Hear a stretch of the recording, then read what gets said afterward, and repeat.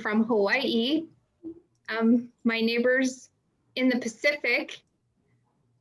And so welcome. And I'm sorry, let me just say right now, I'm sorry if I butcher your names, but I did check in with Christine ahead of time to try to make sure I had them correct. So we will start with Monsa Sestarsik and Nancy Uuki. Did I say that right, Nancy? Ooki. Ooki. Okay. Heather Greenwood Junkermeyer and Ms. Christine Hanakawa. I said that right, Christine. And Dr. Suti Ng. How'd I do, Suti? Perfect. All right, so our Hawaii CYFAR team is going to present on maximizing the first year planning opportunity for potential scholarly publications, the evaluation team approach. All right, Hawaii, take it away. All right. Aloha, everyone, and good morning from Hawaii. It's like 9 a.m. our time right now. Thank you all very much for joining us this morning or this afternoon. We are creating a village project team, and we are excited with the opportunity to share with all of you about our first year program planning experience, and specifically on how we use our first year planning to better understand the population that we serve through systematic literature review research. And we have a few items to share with you. I will share you the screen quickly here. That's our screen. Hope you can see it. Give a thumbs up if you can see it.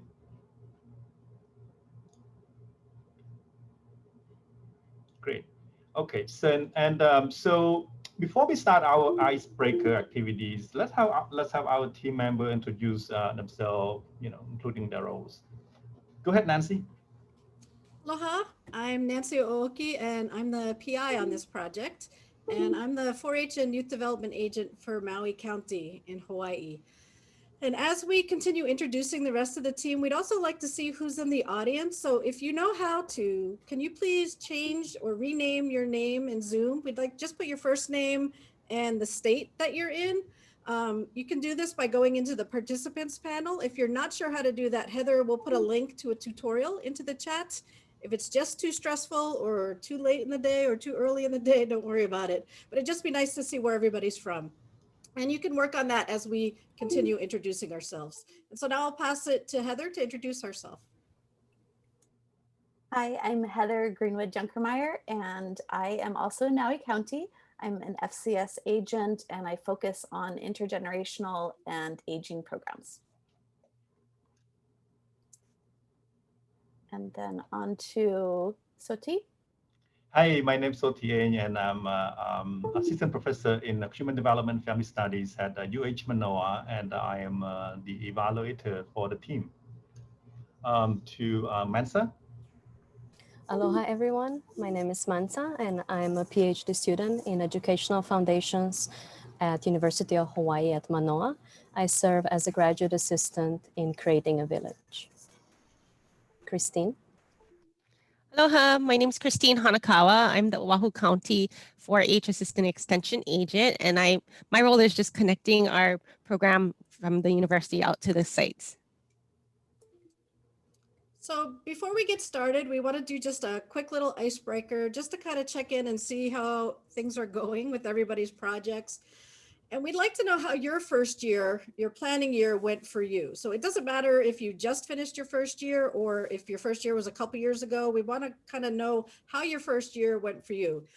And the key is that you can only use one word. So our first year was last year. And so we're going to take the word COVID and we're going to put that into the chat. So no using COVID-19, no using coronavirus. Kind of anybody that's in their second year is kind of under that blanket. So try to think of another word of how your first year planning went. So you can either go to the Menti website, which is on your screen, and enter that code, or you can scan the QR code and pull it up on your phone and just type in your word.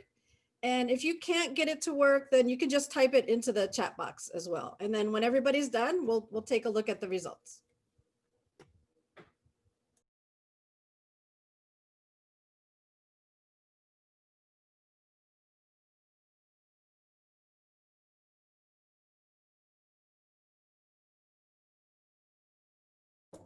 And Soti, I think, is monitoring. So Soti, I'll let you decide when time is up.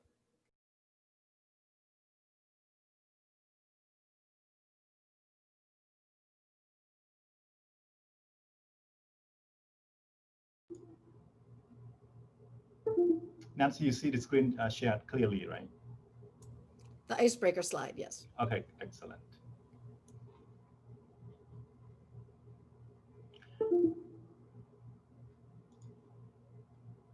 You see the screen share too right now? Yes, we can see the word cloud. Good.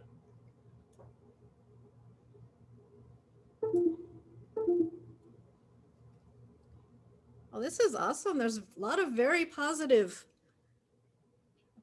approach. So relationships, rethinking, being flexible, adapting, organizing. Okay, a couple chaotics and challenging. I get that. That was our first year. And I think this is my new favorite word of the day, ugh.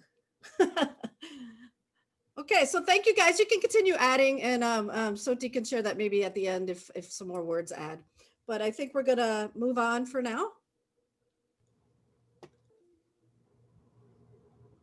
So I want to start out by thanking CYFAR for funding our project. And our project is called Creating a Village.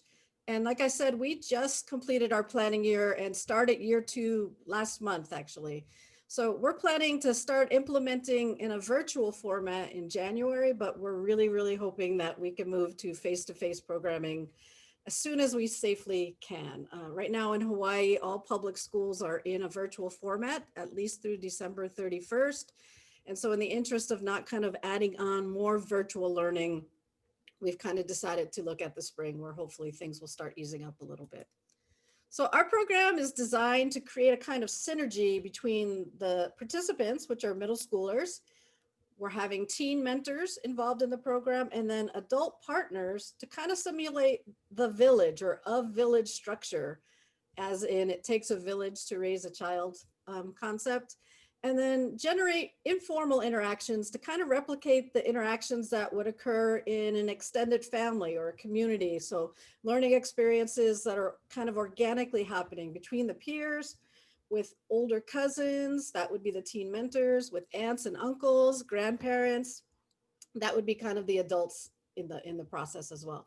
So in addition to supporting the participants during the program, the relationships and the lessons that people learn from the relationships and their interactions are going to enhance the greater community after completion of the program, because they'll take that knowledge with them out into the community.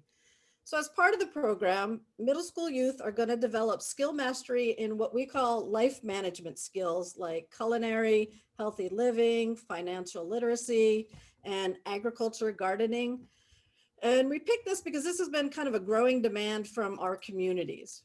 So the teen mentors will be recruited from 4-H initially, but then we're hoping that we'll have a process where middle school youth that have gone through the program and graduated into high school could then come back and be teen mentors for the program as well.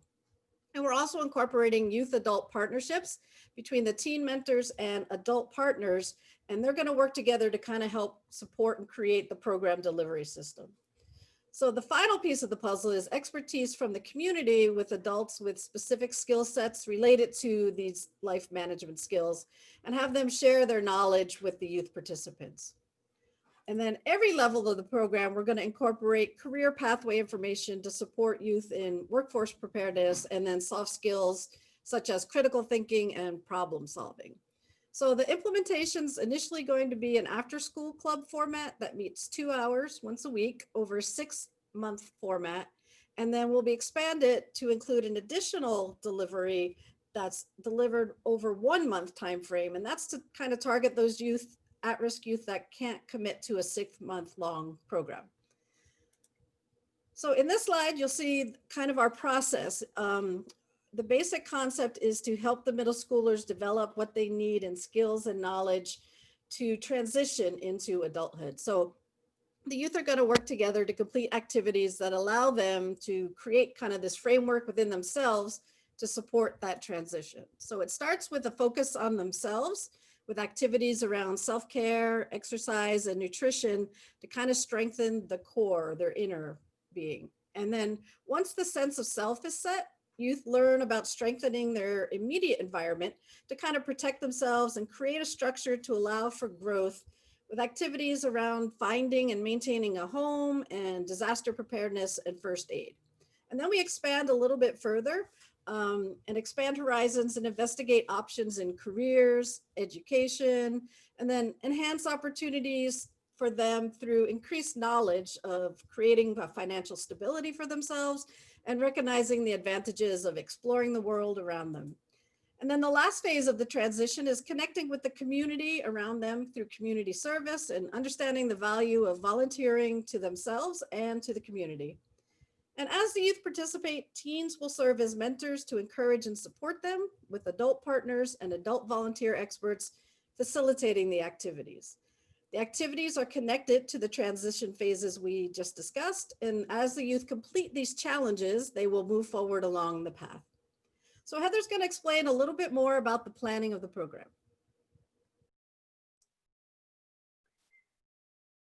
Before I begin, I want each of you to type one number in the chat box to say how many years you have been involved in CYFAR projects, maybe as a program participant, volunteer, site coordinator, extension faculty or staff, evaluator, PI, co-PI, coach, etc. This also helps me to know how intimidated I need to be of the incredible experience that is here. But as we're looking at all of these numbers that are being added, we know that behind each of those numbers, there are unique strengths that each individual brings to a project. At the heart of our project are our individual team members and their strengths. And so as Nancy and I were building our team, we were looking for very specific strengths. And thankfully, we have incredible talents at the University of Hawaii Manoa Extension. So we found strengths in evaluation, curriculum development, personnel, getting the grant staff hired, community engagement, and so forth. In our first team meeting after the CYFAR orientation, we further identified the strengths and matched them with project needs related to our working manuals. And our working manuals began in year 1, and they'll be further refined in years 2 through 5, so that by the end, we'll have a comprehensive manual in which we hope that other extension professionals could utilize to adopt or replicate the program in their communities. Another benefit of these working manuals is that we wish we could hold on to all of our grant staff through the entire project, but we know that Mansa and others will graduate and move on to their professional fields. And so these working manuals will also provide assistance in retraining or training new staff that come along. So some of the topics in our working manuals include the internal communication of project members. This includes training needs of faculty and staff, the hiring process. We have 4 different hiring systems through the University of Hawaii. Also job descriptions. Another topic is external communication, including partnership development. Dr. Ng and Mansa will speak a little bit about the evaluation plan, the graduate assistance support. That is an important part of this manual. There's also a publishing blueprint so that there is a plan over the 5 years of how we will get our impact data out, as well as sustainability planning. Nancy also introduced me to a wonderful thing that I have replicated in many of my other groups, and that is a standing agenda, which streamlines meeting preparation. We have bi-monthly meetings with the entire team, and then our site teams, the site coordinators, have additional weekly meetings. And so these are some of the elements of our program planning and structure that we implemented in year one. And I will turn the time over to Soti. Hi again. Thank you, Nancy and Heather, for providing background information on our project, the program planning and structure. And that's like Heather said, is very important to help guide the whole program implementation process. This is my first year being in first time being in a CYFAR grant, and I love my role being an evaluator. Going to share with you a little bit of, how did this idea happen? Publication, the first year publication happens, what resources are needed to make this happen, and what is our model or visions, and what are some of the implications, or how is it important for a project team. So I want to start off telling a story. I had a discussion with Mensa, our program evaluation team. How does this happen? Try to revisit. This publication idea happens now. We wrote it. We talked to Philip, and Philip encouraged the idea of submission for this professional development event. But then I was trying to look back, why did this idea happen? Right, and so we went back and forth with Mensas, and then I thought it would be helpful to tell a story from the beginning. First of all, I want to start with my background in doing evaluation. I started off when I was right after I finished my bachelor degree. So at the time, I served as in this evaluation team back in Cambodia as a data collector for this NGOs called CARE Australia. So they had this disaster preparedness action planning programs in rural areas, supporting people building school, building bridges, providing boats, telecommunications to the village.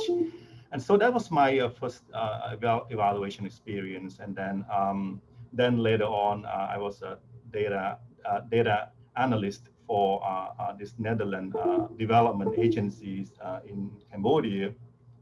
All I did was developing questionnaires and then run data analysis for the whole team. And so that was my second kind of evaluation experience. And then during my grad school, I focused a lot on kind of research and evaluations, working closely with a professor who has published in American Evaluation Journal, and so that's kind of my kind of interest reaching into evaluation field.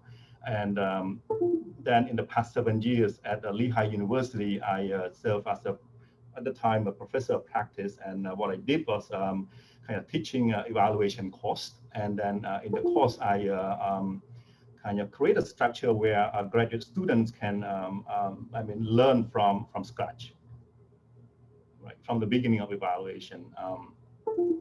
From starting off with the idea, reaching out to stakeholders,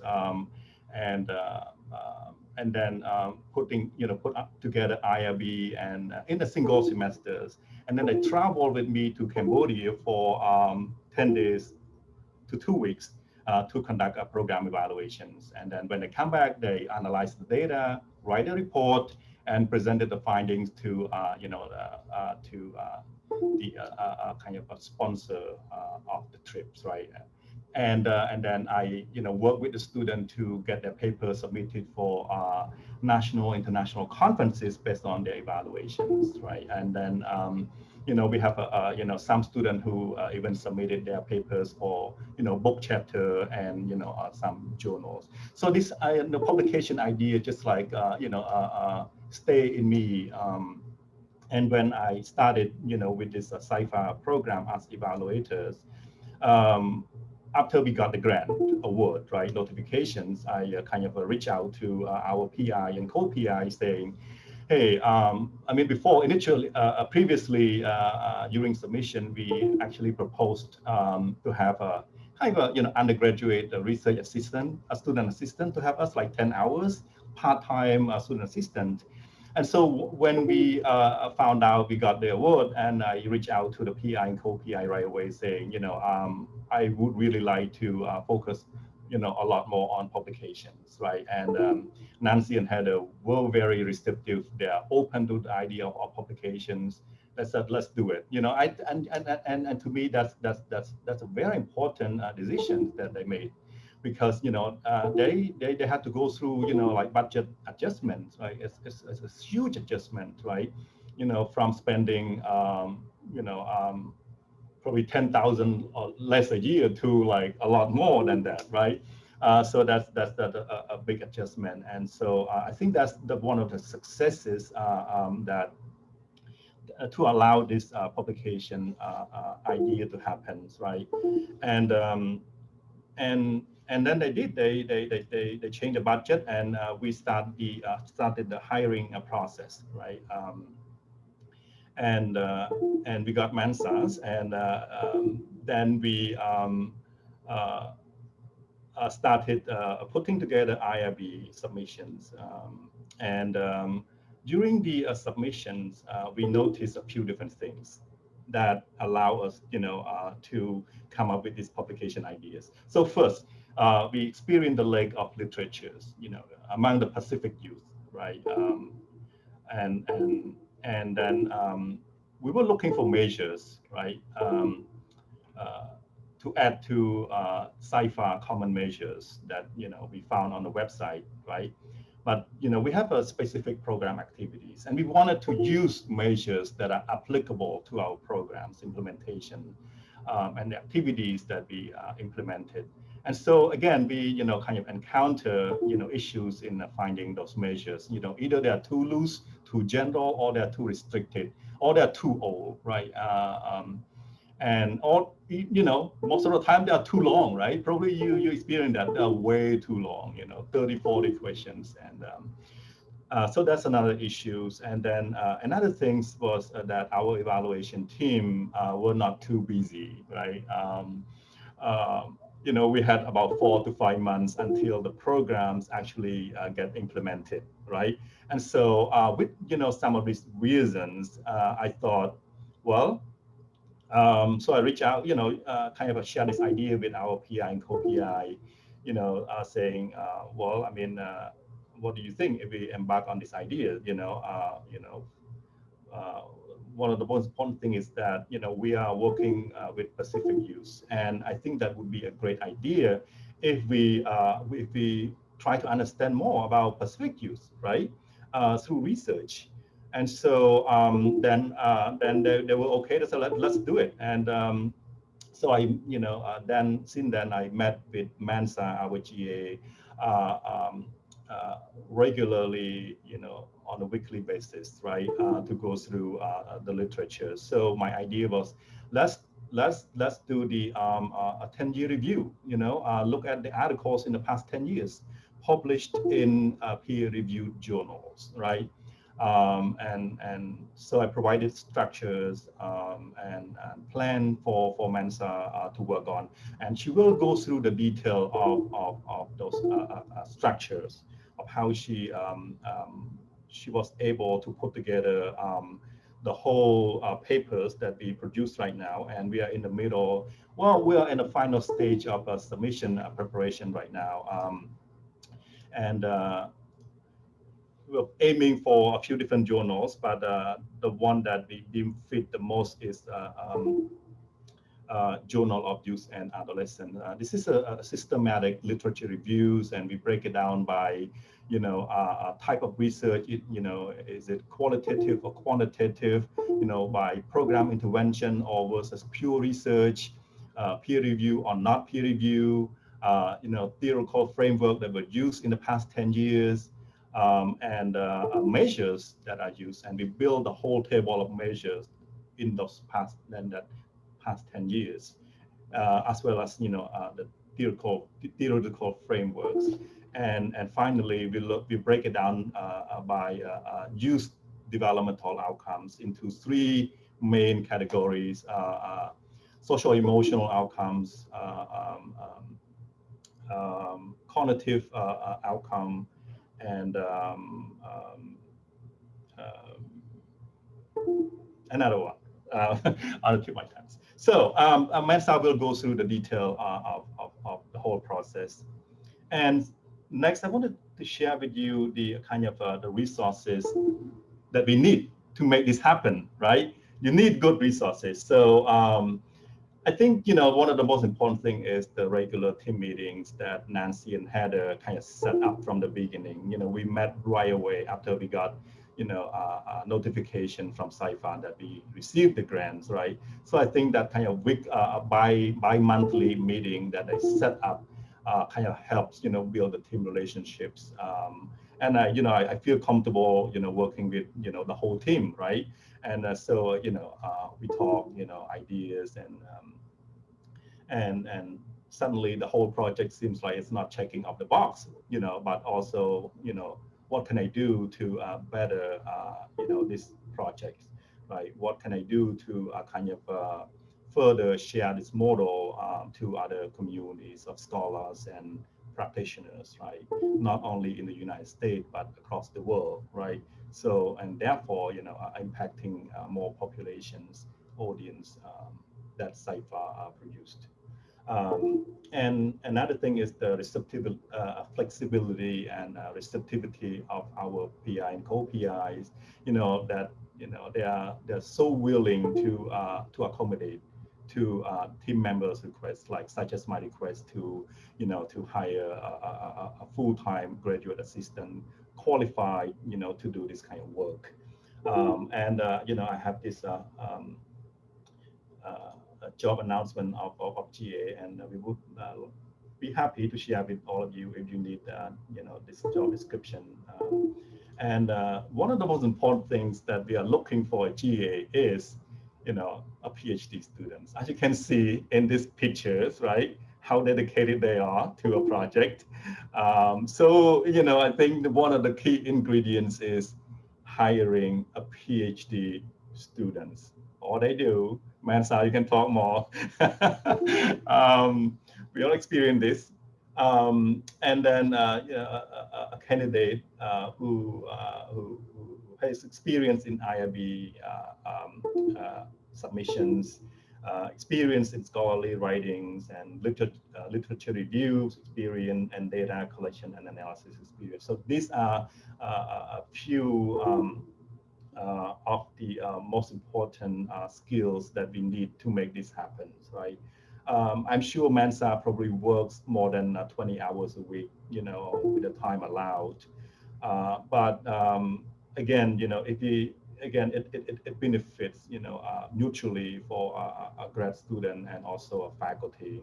I myself, assistant professor, right? We have the mission to in publications, right? And also for 10-year promotions, and a PhD student, this is something they're working on to get ready for a job market. And so it's it's kind of a mutual beneficial process for everyone in the team, right? And another resource that we need is the, publication interest from not just evaluators, right? But also from the PI and co-PI that they are on board of doing this, and they are flexible to do it.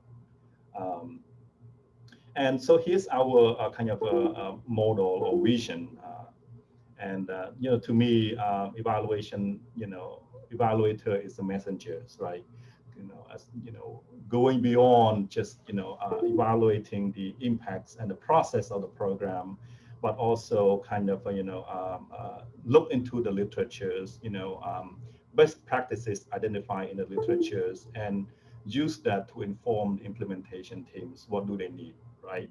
And again, we through this literature review that Bansa conducted, we were able to kind of exchange the idea during our regular bi-monthly meetings, relevant to some of the practices, especially the cultural component of it, and measures as well.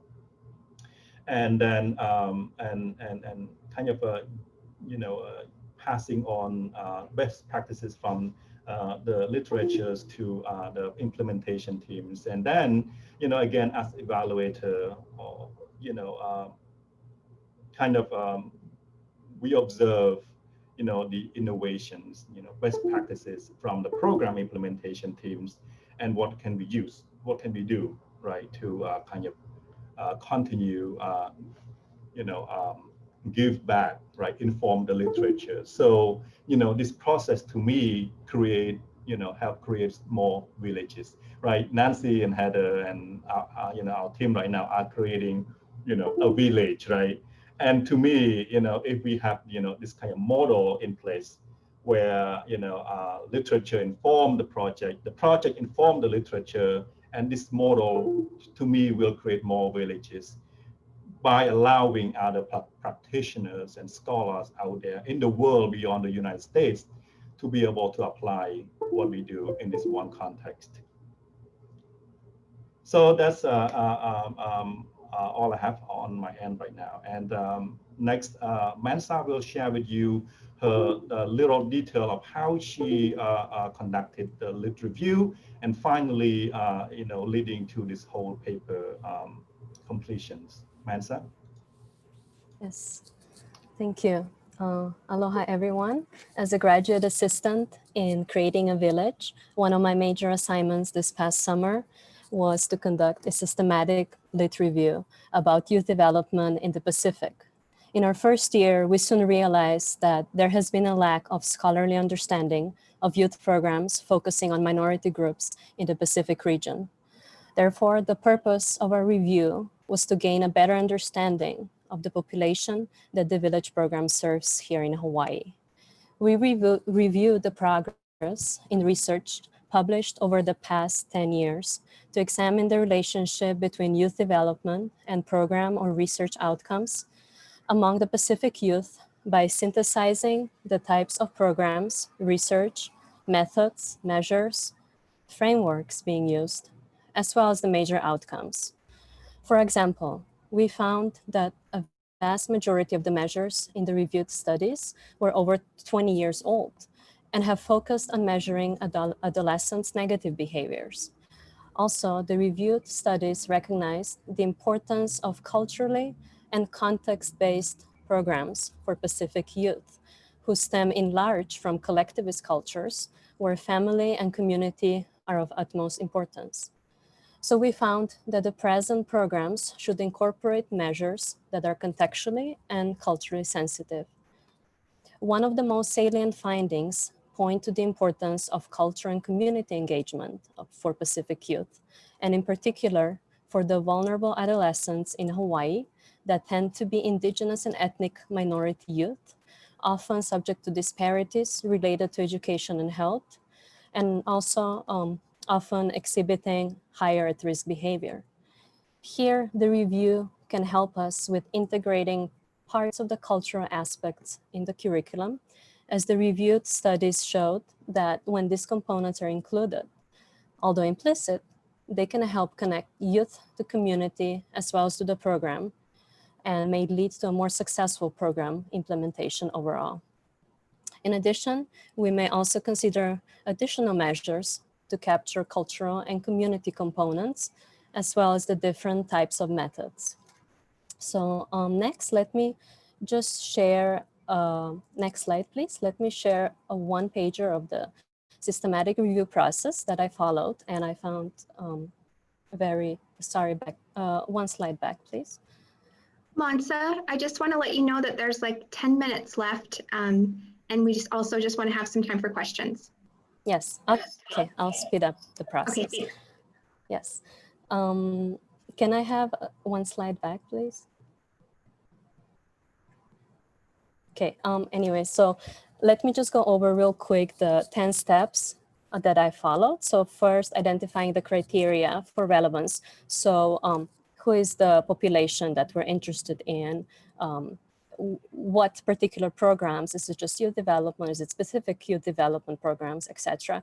And do we need to set any regional boundaries? Or in our case, it was specific youth. Then Of course, we need to identify relevant databases. We then need to restrict the results to meet our criteria. After we get our initial set of articles, in our case, it was over 600, we screen these abstracts first before we actually review full text of retained studies. What we did, we also look for any additional sources within this initially obtained studies and ended up with 39 studies that we included in our lit review. This template is an example of how to synthesize some of the key characteristics of each program or research. And then I also developed a spreadsheet to input some of these key characteristics that can help to filter specific types of programs that we're interested in, or when we want to develop a table of measures, methodologies, etc. So this is something that I found helpful. I don't know why the slides are not moving, but I had screenshots of both the template and yes, this is the spreadsheet. So it's just part of it that we used and we found very helpful when we work with large data set, both quantitative and qualitative, of course. So finally, my role as a GA was to really support and contribute to the team with my research skills. And also to work on publishable research material, which is invaluable for me as a doctoral student and can serve me well in my future academic career. Also, being able to conduct a large systematic review in your first year can benefit the whole team as you bridge the theory and practice. This can be helpful for overall program implementation and evaluation because you can better understand the population that you serve. Okay, that's all I have on my end. Thank you. Thank you, everyone, for sharing that part. I am so sorry. I didn't realize this. The notification from my computer. It never happened just this morning. Just right, I'm presenting. I'm not sure what's happening. What I did. I hope it was not too bad. All right. So right now we are open for question and answers. Santi, can you stop sharing screen? Oh yes, yes, yes.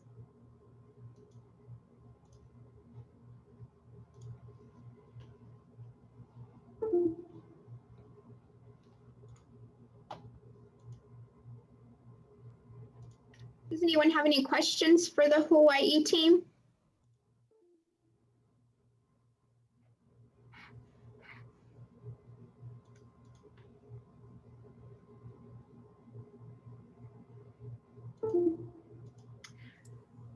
So I see that somebody put in there that they wanted the slides, and Mansa did have, we didn't get to share it, but she does have the templates are in the slides, but also the literature review steps are in the slides. Someone was also asking for the website address. What was that for, Rochelle? Which website? It will be on the CYFAR website, so it'll be cyfar.org, and then it'll /event is where it will be. Yep.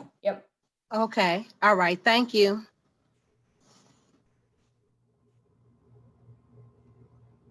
So if you don't, well, probably you are thinking of some question now, and we probably have a question for you that probably we can learn from you all, since you indicate many of you here are in first year. So we're wondering if you could share, what you like the most about your first year planning experience. You can either just type that in the chat or you can share. Well, my name is Rochelle Williams, and I just started October the 15th under Dr. Prosperous at Central State. I'm assistant program for the CYFAR and 4-H. I'm still learning. So I appreciate the invitations to all the trainings and the sessions. And I'm so far, everything is very new, challenging, but I'm up for the challenge. And I'm excited. I'm just waiting to really get involved and get my feet wet and learn as much as I can. Thank you.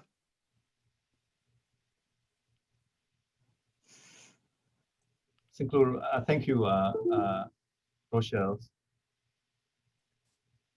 I added, excuse me, I added up all of the years of experience that I asked earlier. We have over 67 years of experience. And so again, we know that this has worked very well for us. If your teams have additional strategies that you have utilized, we would love to hear them either in the chat box or if you want to unmute, because one of the things that I love about these conferences or these professional development events is that I learn so much from the other participants. Anyone else who would like to share what they like about their first year planning experience with us?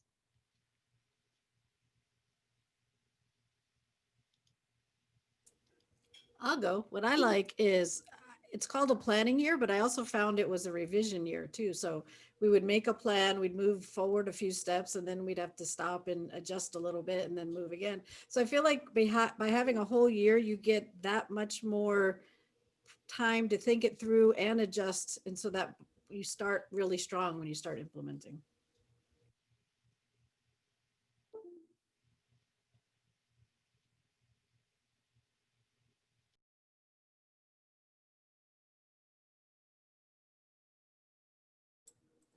I don't think I have ever been in a CYFAR session that has been this quiet. But maybe that means either that we didn't do a good job or maybe we did a perfect job and no one has any comments. But what I'm guessing is that the participants are juggling a lot of things right now and answering emails.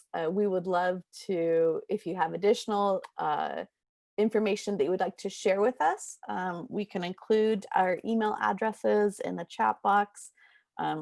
One of the things that we really appreciated in our orientation, which was, I guess, about a year and a half ago, is that we met a lot of other teams that were doing somewhat similar work. And I know Dr. Eng has reached out to, I can't remember if it's North Dakota or South Dakota, for some great ideas. So I'll include my email address if you have additional ideas. Thank you so much. And South Dakota actually typed in the chat that, so they're doing a similar with the career components. And they said that they liked watching their team come together to adapt as well. And everybody was able to bring their strengths, which, yeah, we agree. It's nice to have a strong team. It makes a big difference. Right. Or I would also like to hear, from all of us here to see if anyone has any publication ideas or how, any plan and how do you go about the plan.